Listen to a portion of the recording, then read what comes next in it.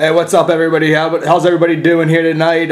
Thought that it never happened, but it is week 6, halfway through the season already. Boy, it was a great week. Last week had some top matchups in the LHAC that we're going to go through here real quick. Also in some other conferences, we had some interconference rivalries that happened as well. As always, we're going to get into our Heisman power rankings and then finish up with a preview of this week. So to start off, let's start off with our first broadcast that we had on Friday on our site. It was the Bishop McCourt-Richland rivalry. Obviously, it was a nail-biting contest. We wouldn't expect anything less from this type of rivalry game. Jim, start us out with what you thought. Well, first of all, it was an absolutely tremendous atmosphere. The two schools, they really put on a show since that 2007, like we talked about last. This is becoming one of the staples, one of the games you circle on the schedule every year. And of course, they lived up to everything it was supposed to. Bishop McCourt held a 3-0 early lead at halftime. The first time Richland was held scoreless in a half, maybe even a quarter. So, hats off to the McCourt defense for keeping them in check. Of course, Richland stormed back under the great running of Tanner Solarchik. He really stole the show and definitely secured the win for Richland. Yes, you can't really say enough about Solarchik. We know, Jim, we saw him last year when he was playing, and I know that you mentioned this on the broadcast, but he was more of their scat back type guy. But, this kid is a big kid, one of the bigger running backs that we've seen this year, lower body and upper body. And, it really proved that dragging players in the end zone right now. You're watching him drag players in the end zone on his first touchdown, and then we're going to show you his second touchdown here as well. With Kyle Flick being out, his contribution, Tanner Solarchik's contribution, was really kind of a stepping stone for Richland. They know they can win big games without their bigger players and whatnot. That was really big for Richland for playoff,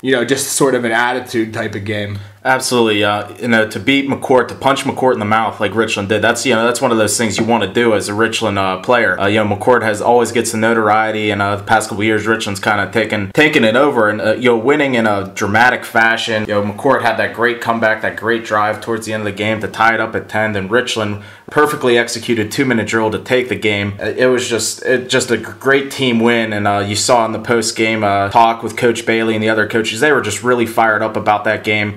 They did a tremendous job. They really won the game with coaching and on the field. The one thing you got to point to, of course, Kyle Flick, the tremendous, outstanding wide receiver for Richland. He didn't play. But, if he plays, I think the game is still a close game. What they really found out without Flick on the field is they found out Solarchik is a guy that can get 20, 25 carries. If Flick's on the field, they continue to pass and Solarchik gets fewer touches. But in the end, that's what won them the game is Solarchik power ball. Richland did that, I don't even know what you call it, 2 fullback, pistol, running back. It's called a diamond set. Just a diamond set, and they just ran it down McCourt's throat. And that McCourt defense is not little. He was breaking tackles off of big linebackers, big 6'2", 210 linebackers. Mm-hmm. He wasn't running through the secondary. Those were defensive linemen and linebackers. So, Richland just had a tremendous win, some good momentum, keeps the perfect season alive, keeps them in the state rankings. People still across the state are hearing about them. Definitely the best team around here, in my opinion. Yeah, that's a bold prediction with how well Central's been playing. But, Jim, I agree. Especially in the LHAC, this is Richland's conference to win. Switch over to McCourt really quick and talk about them. Once again, for them, also, this is a big game. They know how they can compete coming into playoff time. Yeah, people were talking about some questionable play calling and whatnot, but overall I really didn't think it was that bad. I thought a lot of those missed catches were what hurt them, not able to extend their drives and whatnot. And then it's tough to tell. That defensive line led by Gap Barbin, number 52, though, is really excellent. He's really a heck of a player and a true competitor for them, so they're going to be just fine going along, especially in the playoffs. Yeah, in that football game, I'd say the best football player I saw on the field was Tanner Solarchik. The second best was Gap Barbin. The way he was getting to that center, making him rush the snaps, he was worried about him. Gap Barbin is that type of player. He's a very smart kid. He's a great football player, just has great instincts. He's definitely the heart and soul of that Bishop McCourt team. What you're hearing right now is Bishop McCourt, people are looking at the schedule saying, are they going to get 6, 7 wins? Are they going to be in the playoffs? They're going to be in the playoffs. They're good. They're going to find ways to win games. The offense isn't clicking right now, but again, what you said with that play calling, they saw man-to-man coverage with their best receiver, Jordan Spangler, Richland's best defensive back, not on the field. Spangler beat Schertzer a fair amount of times. They just couldn't get the timing down with the quarterback. Yeah. Maybe 2 or 3 times if Homkowski hits Spangler in stride, McCourt has 3 or 4 touchdowns. I mean, he was there. I think McCourt called a good game. They kept it close. They kept Richland under 20 points. I don't know. Nobody else can do it. So McCourt's a good team. They've lost 2 tight games to 2 AA team in Richland and a AAA team in Somerset with 2 good offenses that they held in check. Then they won a tough game at home against Forest Hills. It's only going to help them come playoff time. These tight games against bigger, stronger opponents, they're hanging right in there. I wouldn't push the panic button in Crusher Land just yet because they'll be just fine. All right, guys, we're going to stay with the LHAC here for this next game. We brought this game to you guys live on Saturday. Really, it was our first look in at Penn Cambria, and they were the preseason favorites in the LHAC this year. Bishop Guilford came out, won the ball game 14-8. Not many people thought that they could do it, especially with Brandon Chadburn, the sophomore quarterback, out for the Marauders. In my opinion, this was really a wake-up call for Penn Cambria. They had 4 really weak opponents coming up to this game. I think they had 2 combined wins, possibly. So yeah, this Penn Cambria team got woken up by a hungry Guilfoyle team. Absolutely, and again, whether it be Saturday afternoon or Saturday night, that extra day just throws off your rhythm just enough to, really, that's the difference between winning and losing a game. You saw Somerset, they're 4-1, their only loss came on a Saturday. It's not a coincidence. Football teams, more so than any sport, are routine. Monday is this day, Tuesday is this day, so on and so forth. So, Penn Cambria getting thrown off a little bit, it definitely, messes things up, and Guilfoyle and Westmont are 2 teams used to playing on Saturdays, so they can deal with that. But yeah. What we saw from Bishop Guilfoyle is it's nice to have a quarterback in Pat Irwin that has started more games than your starting quarterback. Yeah. So he's been around. So it wasn't like a new thing just throwing a brand new quarterback. He's a senior. He ran well. He ran the offense well. Came up with some big plays. I think he had the 1 interception. Was that Irwin? Mm-hmm. Yeah, he's an all-around player. Real nice play on that. Yeah, that was actually on the sideline. Yeah.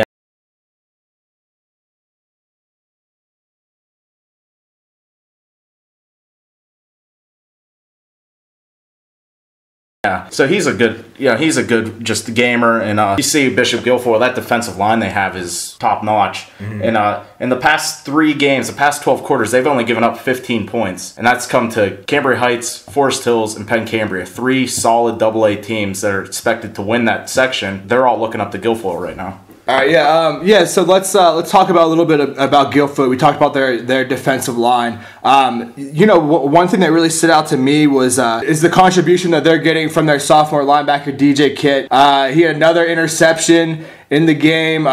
Just really all over the field type player, was running the ball on offense as well. So, Guilfoyle is getting these contributions from, a lot of different areas, a lot of different players.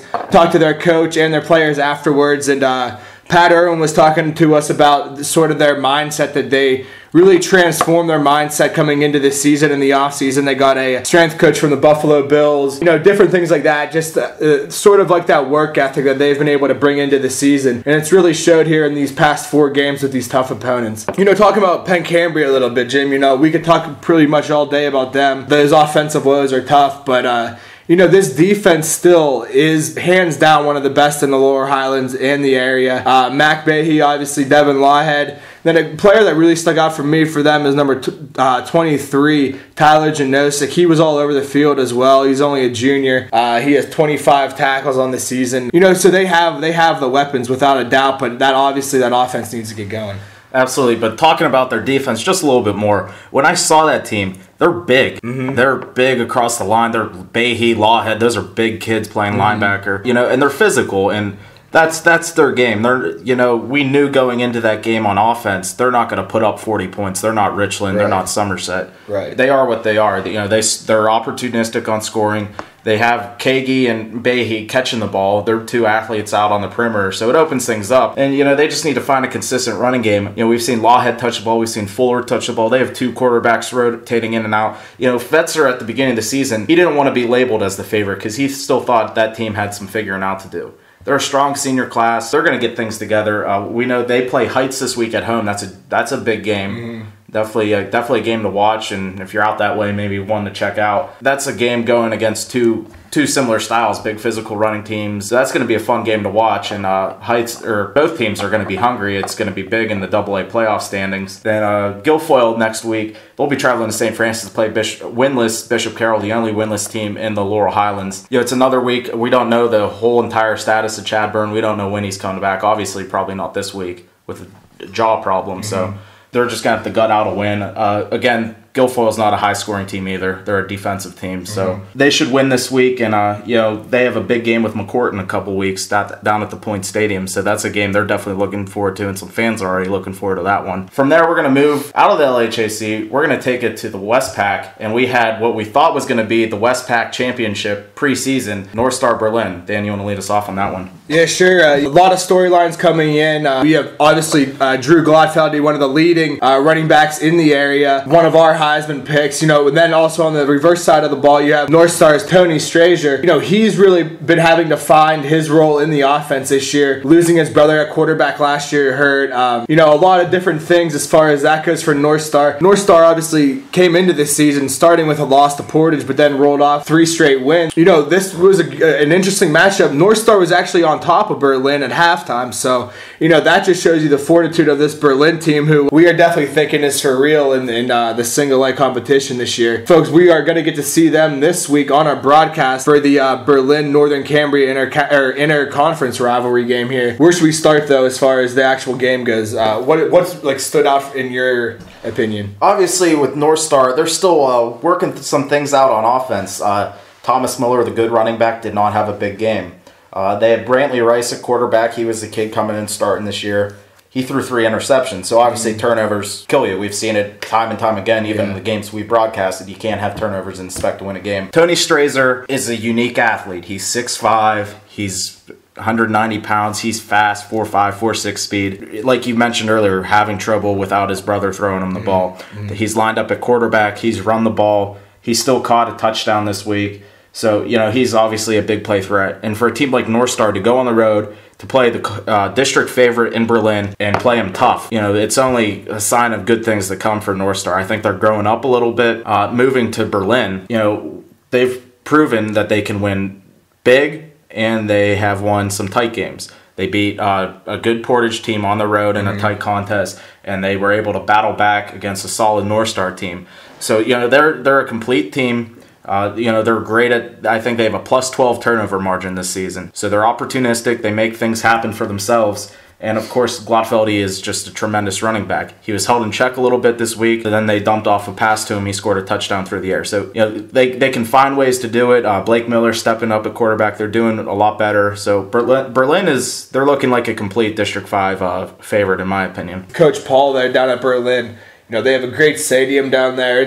Everything's really coming together sort of for Berlin this year to really just make a run through the Westpac. So here looking at the remaining schedule, obviously like we said, we're broadcasting that Northern Cambria game this Friday. Then they play at Shade, have Myersdale at home, at Rockwood, and then they end up at Wimber. So, leading up there to the Wimber game, I think they're going to be able to stroll through those 3 games. This is a team that's going to be coming into the District 5A playoffs, possibly undefeated if they can get past Northern Cambria and Wimber. So, look out for this team coming through, that's for sure. Yeah, now we'll wrap things up. We're still going to have to talk about Berlin, of course, being our game of the week. We know North Star, they have Shade this week. So, that's the game they can try to win, get to 4-2, stay in that playoff race. I mean, it's getting tight. Wimber has 1 loss. Northern Bedford's undefeated. So District 5 has some good teams this year. So definitely some good football down that way.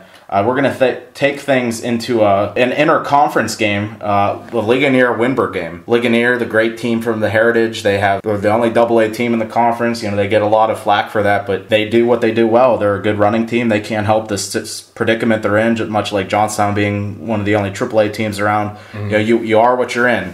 Ligonier can't lay down and play down to their competition. They're going to try to win these games.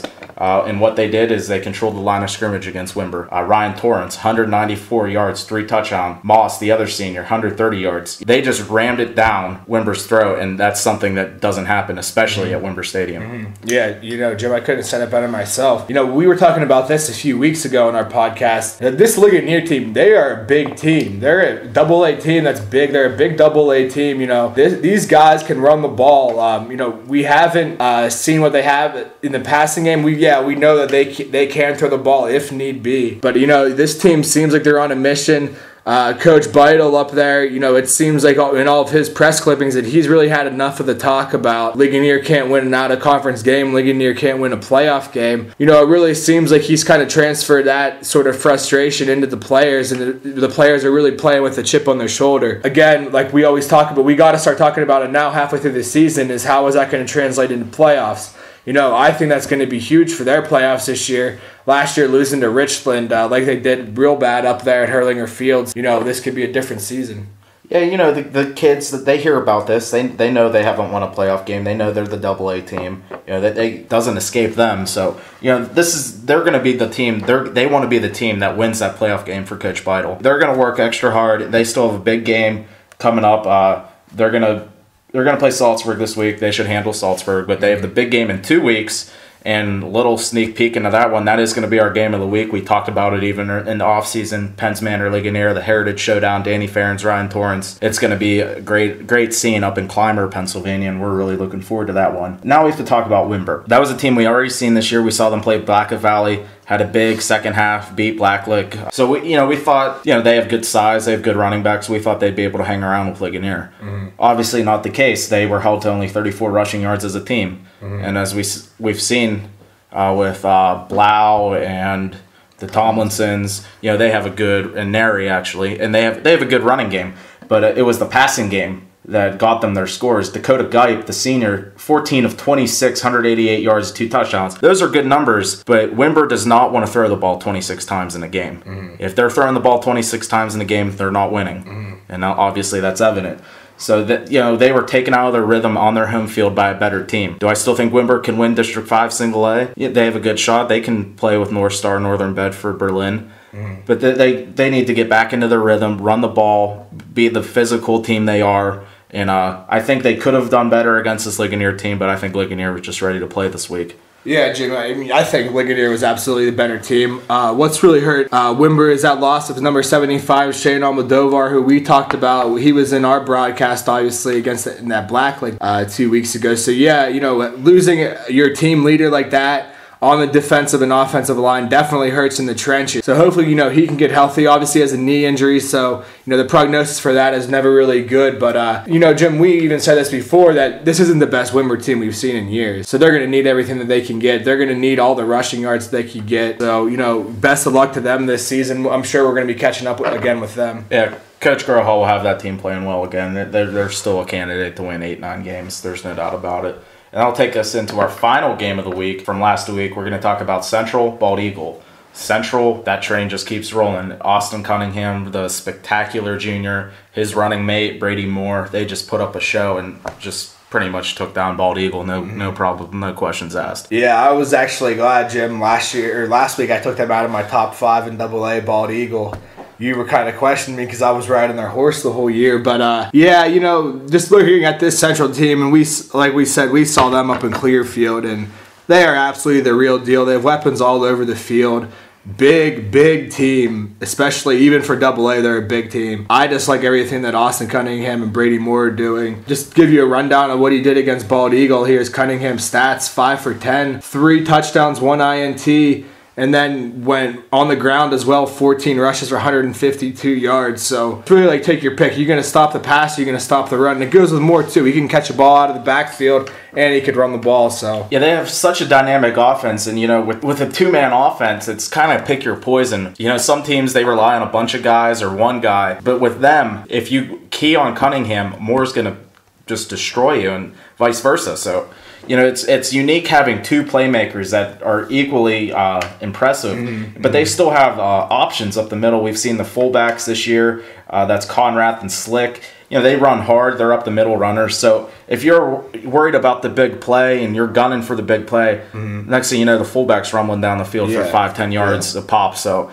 Central's a really well-coached, well-put-together team. The big interesting matchup this week is they're playing Fort Hill out of Cumberland, Maryland. A little background on Fort Hill. They're, I guess, what would be a AAA equivalent up here. They're actually one of the smaller schools in Maryland. They don't really have single A, double A down there. They just have big schools. It's a little thing to think about there. They're not, they came up last year and they pretty much handled Ligonier. From what my understanding, they lost a lot from that team. Central has a good chance to go down to Maryland, pick up a good win. I don't know how that will translate on the power rankings system if it counts as a AAA win. I think it would. So it's obviously a big win for Central, and they're ready to hop over Richland if Richland falters at all in this regular season. Yeah, absolutely. We're going to get into that a little bit later with the power rankings.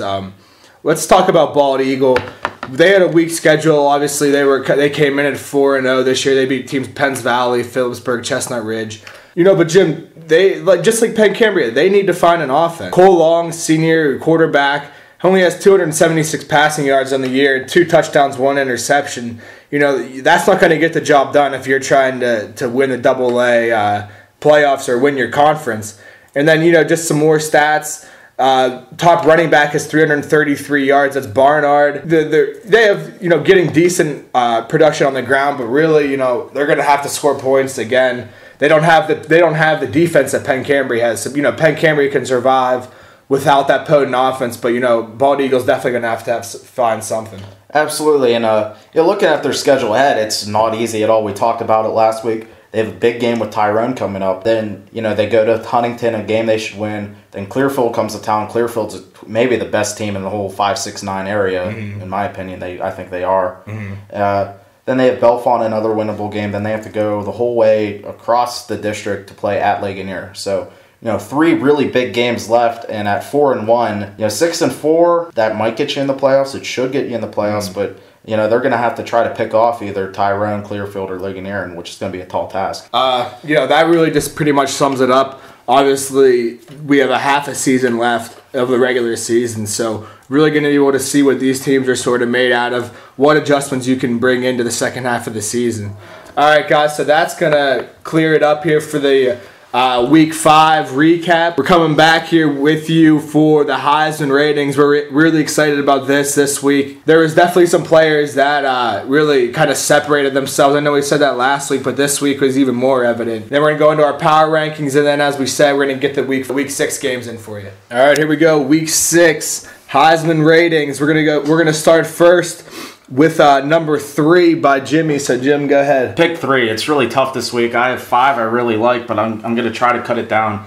New man to my list, or to both of our lists, is James Oliver, the running back from Tyrone. We saw him in Week 1. Tyrone was kind of slow with putting their stats up on Max Prep, so we couldn't give him the true appreciation he deserves. He has 862 yards, 10 touchdowns. That's 172 yards a game. I mean, he's really taken that team on his back and that offense on their back. Don't look now, they're 3-2, and that season's not over for them in any sense. 2, I guess I'm going to go Ryan Torrance, the running back of Ligonier. 789 rushing yards. That's 157 a game. And the big one, 16 touchdowns on the ground. He leads a strong Ligonier rushing attack, and they're definitely a team to watch out for. A guy that's been in and out for me, but I'm going to keep him in this week, is Danny Ferens, quarterback, Penns Manor. 330 passing yards. That's big for him. He's not always the greatest passer. The big thing for him is 5 touchdowns to 0 interceptions through the air, not turning the ball over. Of course, his rushing stats are better than most running backs. 894 yards.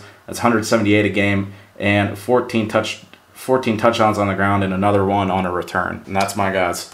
I like it. All right, I'm going to start out with number 3. I had him on my list a few weeks ago, Tanner Stahl. It's tough to really kind of describe this player, but, he only has 2 touchdowns through the air, 2 INTs, so that doesn't really show you much, but it's really his intangibles, the way, he leads his team. On the yards, he's 88 carries for 428 yards. That's 5 yards a clip at 6 TDs. So, folks, I mean, and also his completion percentage is 55, so that's not bad as well. 139 yards through the air per game. So I really like Tanner Stahl, but this week, this could be the last week that he's on this list because they have that huge matchup with Richland. We're going to get to that a little bit later. Number 2, Jim, I like what you're talking about, Danny Ferens.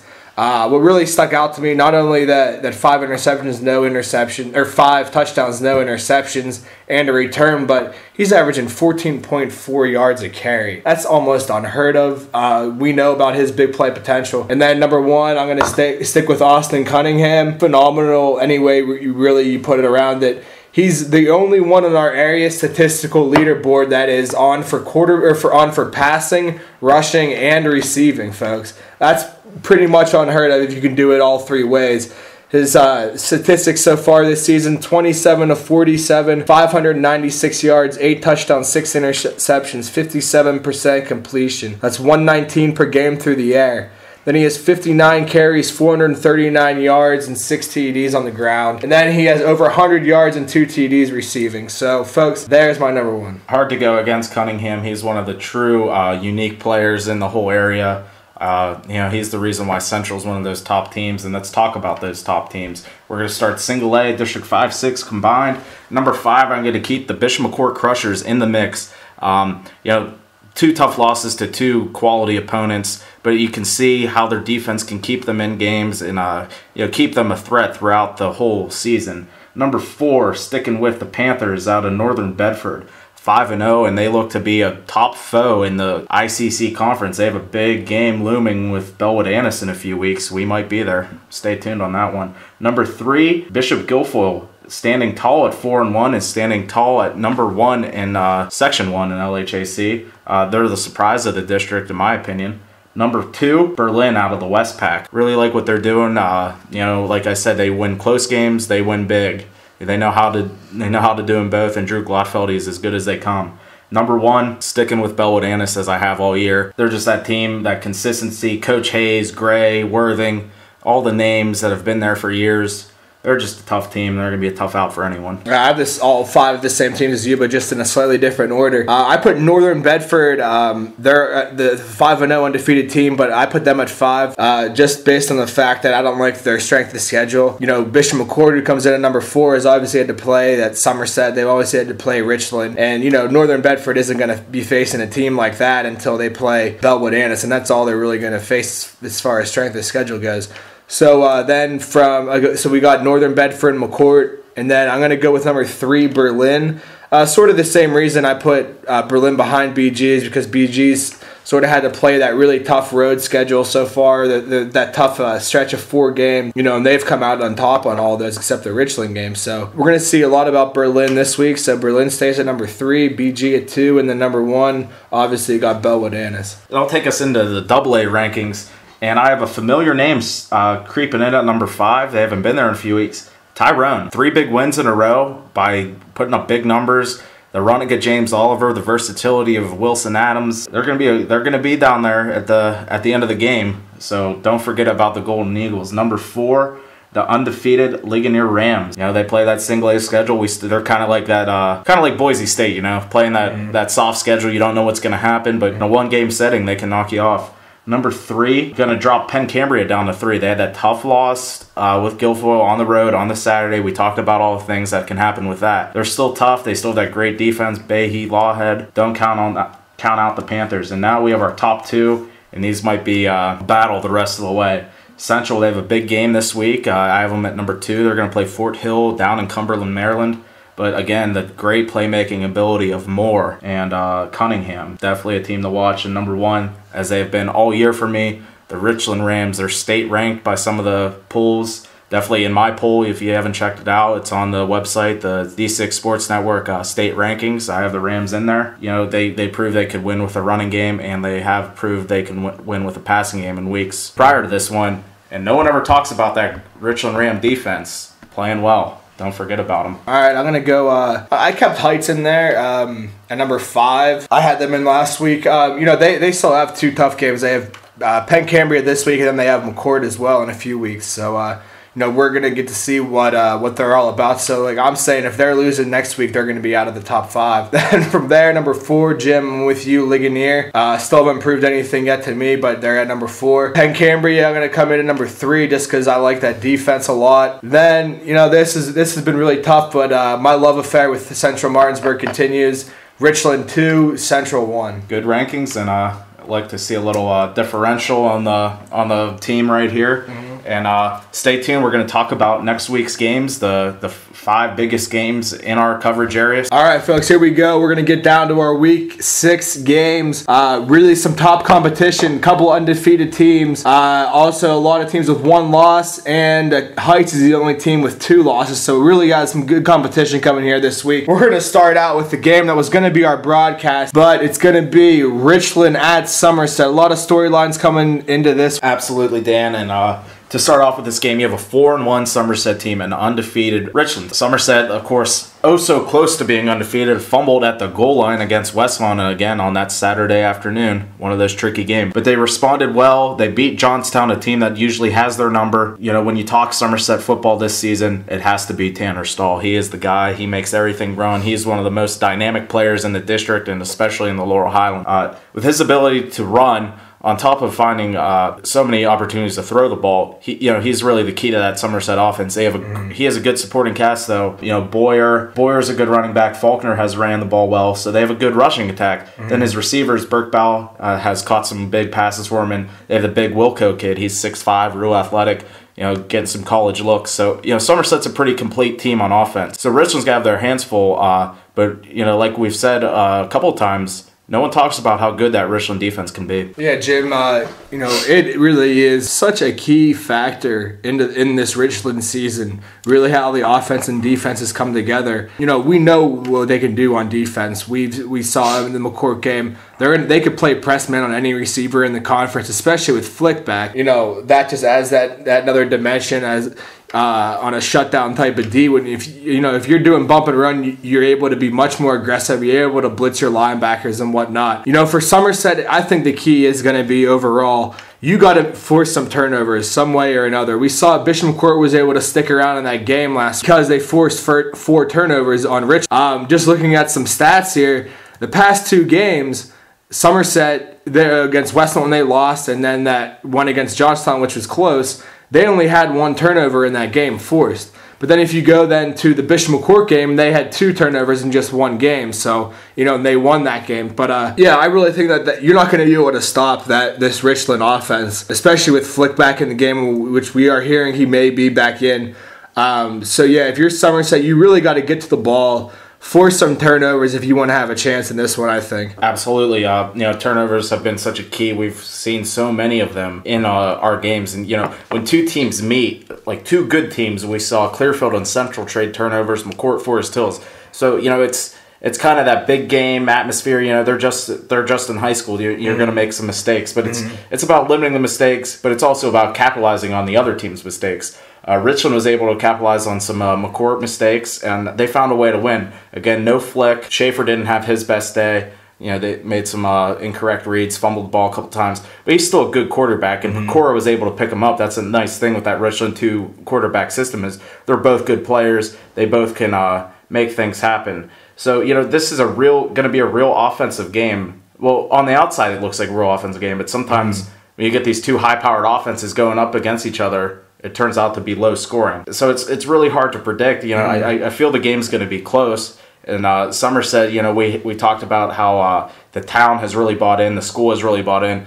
So it's going to be a packed house down there. They have an undefeated state-ranked team coming to town. And, Richland has to gear up, coming from an emotional win against McCourt, going down to Somerset for a team that's going to be revved up and ready to go. This is not going to be an easy game for them. Yeah, I totally agree. And it helps so much for Somerset to have the game at their place, Jim, like you said. Really not much more we could give to you guys for this matchup. Really, offensive and defensive lines are key. We saw what Richland's was made out of last week. We know that Somerset can get to the quarterback as well, so that's all we got for this game. And that'll bring us into our next Laurel Highlands game. We're going to be talking Cambria Heights and Penn Cambria. And speaking on the Laurel Highlands, you can always check out my LHAC picks on the D6 Sports Network website.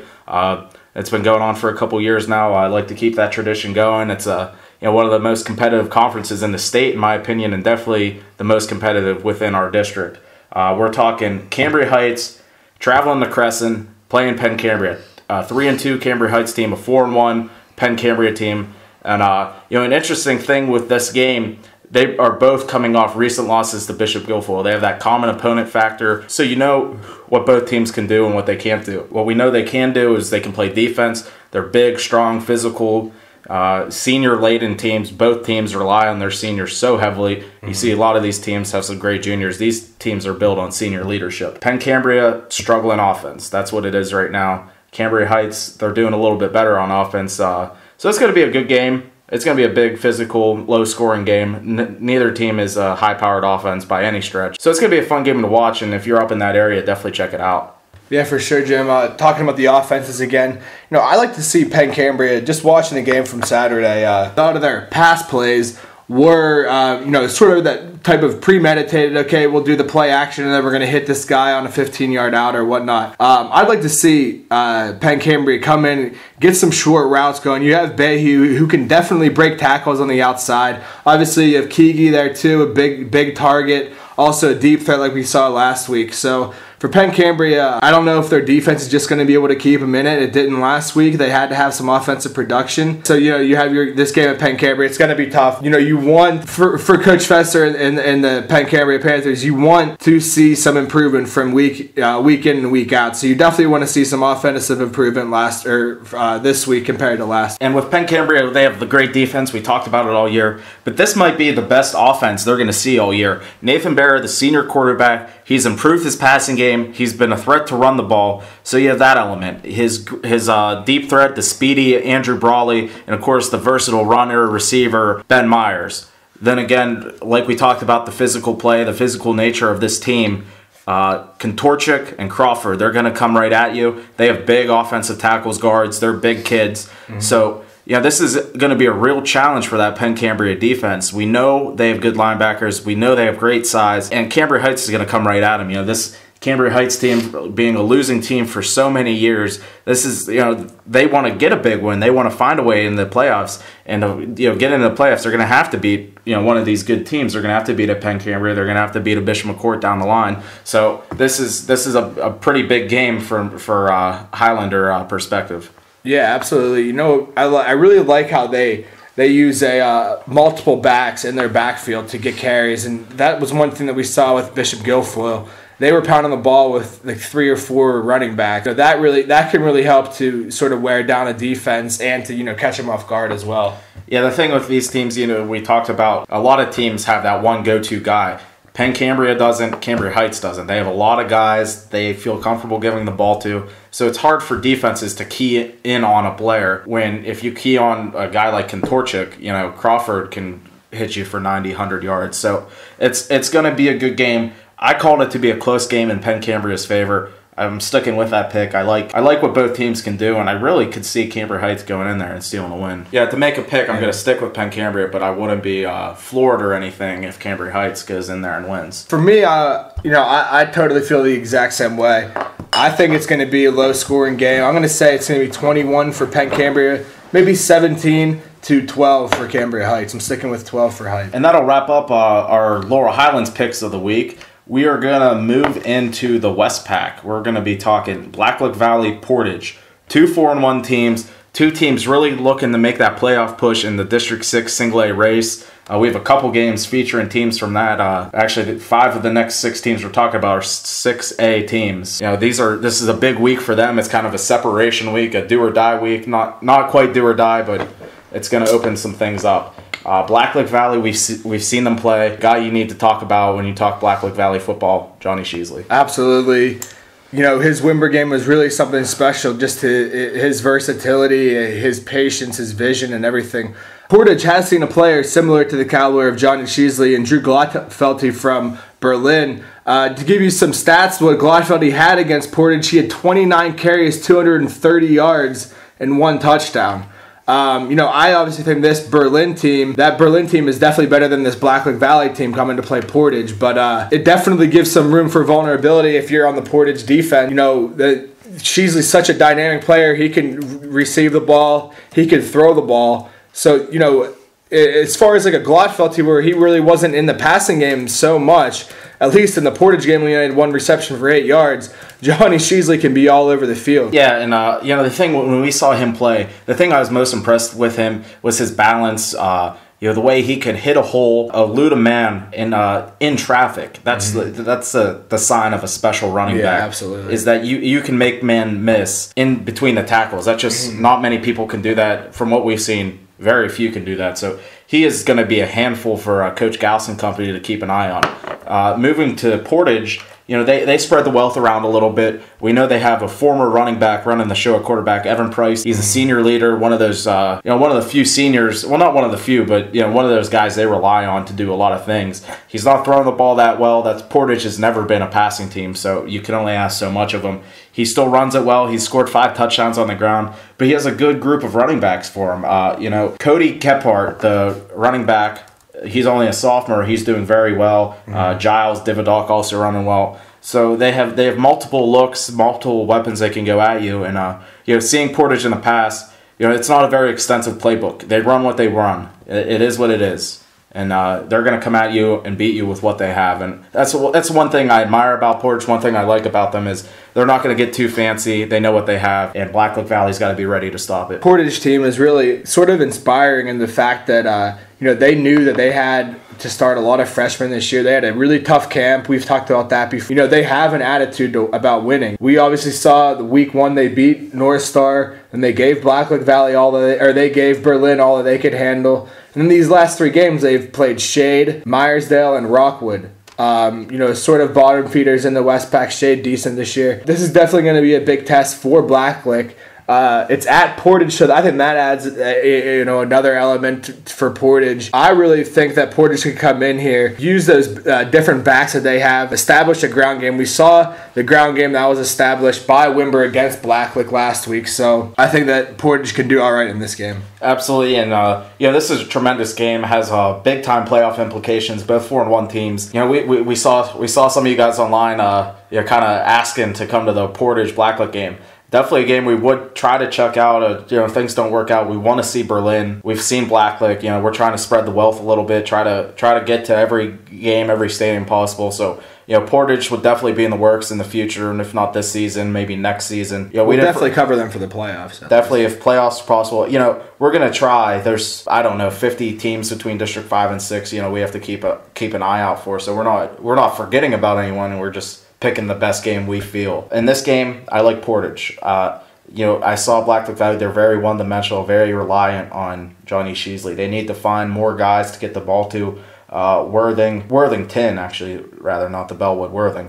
Worthington is a guy they could try to find ways to get him the ball. But when you have a guy like Sheasley, all 11 guys on the field for Portage know he's getting the ball. And sometimes that's kind of a curse. To have such a great player is a curse on offense. I like Portage. I like what they can do with Kephart, and I think Price is going to have a nice game too. I'm right with you there. I'm going to make my pick. I'm going to say it's going to be Portage 31, Blacklick Valley 21. And that's a good pick indeed. And for our next game, we're going to head over to the Heritage.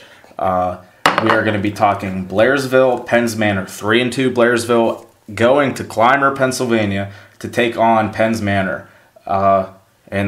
This is kind of a battle of the quarterbacks, if you will. Maybe a passing of the torch of that elite quarterback in the Heritage. Danny Farron's a senior, and the spectacular sophomore play of Scott Thompson has definitely raised some eyebrows and definitely caught our attention. Yeah, Jim, what more can you talk about Scott Thompson? Folks, we just posted up our area statistical leaders. It's very comprehensive. Over 100 players involved here. Scott Thompson comes in at number 2, just as a sophomore in pass. This is based by yardage, not touchdowns and interceptions. He's 38 and 93, 904 yards, 6 touchdowns, 3 interceptions, 181 yards a game. So, this kid can move the football. This kid can make plays. Obviously, in the rushing game, he makes plays as well. Look out for this Blairsville team who just came off a huge win over Homer Center. Sort of have that upset mentality going for him right now. Absolutely, and they played Northern Cambria tough, a team that beat Penns Manor, so you have to think these teams are going to be somewhat on par. Heritage has been a real head-scratcher besides Ligonier. Battling between that 2nd, 3rd, 4th spot, we have about 5 or 6 teams we think are pretty good teams. They're all single-A teams playing for playoff position. So every game's big. 8 playoff spots this year. And, you gotta assume Bishop Guilfoyle and Bishop McCourt, the 2 Laurel Highlands teams, are going to be right up there. Bellwood's a lock. After that, Penns Manor's probably going if they win, they're going to be a lock. So, there's, in the coming weeks, we're going to be talking about a lot of teams for not a lot of spots. I like Blairsville. I like their running back too. Deion Robinson's been doing well. They played Northern Cambria tough. They handled an undefeated Homer Center team. So this is a big game. Let's move into a little bit of some Penns Manor talk. Yeah, Jim, sounds good to me. Obviously, we're going to start out with Danny Ferens leading that rushing attack, which is absolutely formidable on the season. This kid's playmaking ability, folks, and we have his highlight film on our site, and it's on YouTube. Just search Danny Ferens. The playmaking ability, like I said, for his ability, every play, he can go 50-plus yards for a score. It doesn't matter how long he has to go or whatnot. He can make plays like unbelievable. This team also, though, is trying to fill in the gaps from last year. Lost a lot of seniors. Yeah, another one of their running backs, Cody Beitner. He's doing decent on the year. Passing isn't what it could be, really, I think, with a quarterback like Danny Ferens. But the passing attack isn't up to par. But this game has all the feelings of being one of those barn burner tough Heritage Conference games. Maybe a cold night up there in Clymer. We have a stadium tour on our site of Penns Manor Stadium, and it really is out in the middle of nowhere. So it's definitely going to be a fight. Absolutely, and one name to keep an eye on for Penns Manor. We really like Ferens, but how about his main threat in the air? That's Corey Brown, the senior. He has 12 catches, 151 yards, and 3 touchdowns. He's kind of that guy that Ferens relies on. He's his most reliable target. He's a fellow senior. We like Beitner at running back, and the other running back would be, Henderson. He has 5 touchdowns on the year himself. Ferens steals the headlines and definitely steals stats. If they had the traditional quarterback, not the great runner, he's better than most running backs, Ferens.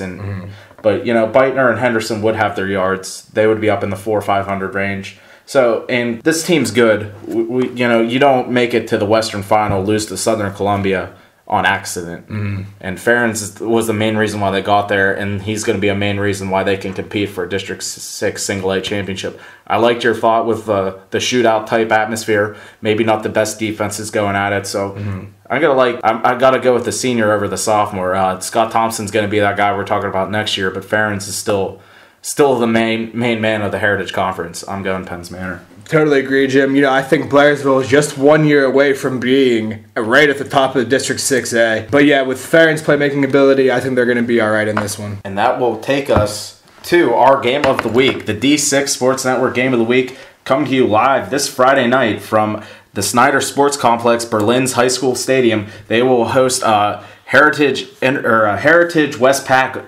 interconference battle. The 4-1 Northern Cambria Colts will be coming down, and they bring a 4-1 record into Berlin with a 5-0 record. It's going to be a good game. 2 teams, 2 different styles, but nearly as effective. Yeah, I'm really looking forward to getting out here in the Westpac interconference type of game here. We've heard a lot of good things from Northern Cambria. Obviously, beat Penns Manor. But Jim, one thing looking into this game is the ability of a running back such as Drew Glodfelty. The Drew Glodfelty show, we can call it. We are going to see what he's up against. The Heritage, I think, has better teams than the Westpac, without a doubt. Northern Cambria beat Penns Manor. They know how to shut down a running back such as Glodfelty. So, it's definitely going to be an interesting matchup to see how the sort of, look down upon Westpac reacts to a pretty good Heritage Conference foe. Actually, Dan, we're going to have a little bit of a disagreement here. I like the Westpac, honestly. You take away Ligonier from that Heritage, and, things get real similar. Berlin matches up well with Penns Manor. Wimber matches up well with Northern Cambria. So I think the Westpac has some good teams, some underrated teams, Portage, Blacklick Valley. It's never going to get that notoriety it sometimes deserves. Sometimes the criticism is warranted. It's not always great football. Sticking with this game, I like Northern Cambria's passing attack. Hogan, the senior, big 6'4", 6'5" kid. He's been around, and his main man is Adam Politis. Adam Politis is also a senior, an athletic kid. He's made plays for him. The one concerning thing with Northern Cambria's offense, they really haven't found that one running back. Zacheski and Sukar, they've carried the ball, carried the load, but they're not that breakaway threat you would really want. But again, if you're going to talk about the lack of Northern Cambria's rushing offense, you could talk about the lack of Berlin's passing offense. Blake Miller has done well, played pretty well last week. So it's getting better, but it's still not where it needs to be an elite team. Yeah, I totally agree with you there, Jim. This game is big in the sense that Berlin's sort of having a really high-profile type of game in Berlin. We know in the past when, 2004, when they were really big in the Westpac and whatnot, they've had some games at Berlin, but they haven't been able to win all these games. This game coming in with Northern Cambria trying to make a statement for the playoffs, for, your town, your season, whatever. This is the big game in the sense that it is that statement game for Berlin. We have them at different rankings. I had them at number 3 in the power rankings for single A, even though they're undefeated. So it's that type of thing. It's sort of like we're just going to prove you wrong type of deal. But, I like it. This is going to be a great game, but it also could be a game where Berlin runs away with it. You've seen Northern Cambria. They got so geared up for that home game, that big game against Penns Manor. Penns Manor is a better team than them, I feel. But on that night, on that atmosphere, Northern Cambria is able to get them. Can Northern Cambria be able to duplicate as a team without the crowd behind them that intensity on the road? It's a long road trip. They're going the whole way down to Somerset County. Mm-hmm. So let's see what that team is made of on the road. Not a lot of fan support behind them. Let's see if they can go in and knock off an elite team. And that's going to be the one thing I'm looking for out of Northern Cambria. To make a pick, I like Berlin. Glotfeldy is just one of the best running backs in the area. Miller's improving as a passer. Coach Paul is doing an excellent job with that team. The sky is the limit for this team in terms of within the district. I think they can win District 5. I think they're going to win the Westpac. They're a good team. I really like, and I'm very anxious to see what they have. Sounds good to me. Just looking here at Northern Cambria's schedule, Jim, I really like what you were saying about the fact that, Northern Cambria won at home against Penns Manor. They also won at home against Blairsville. So, that kind of makes you wonder. They had that win at Homer Center. I don't really think Homer Center is, all they're cracked up to be right now. They're 4-1, but this game is really going to tell what it's all about. I'm taking Northern Cambria in a close one, right around 28, 24, something real close like that. And that's going to wrap it up for our podcast, Week 6. Thank you for joining us. Thanks to our loyal listeners. We appreciate you. We hope you watch our game Friday night. It's going to be a good one, and maybe we'll be coming to your town pretty soon. Sounds good, guys.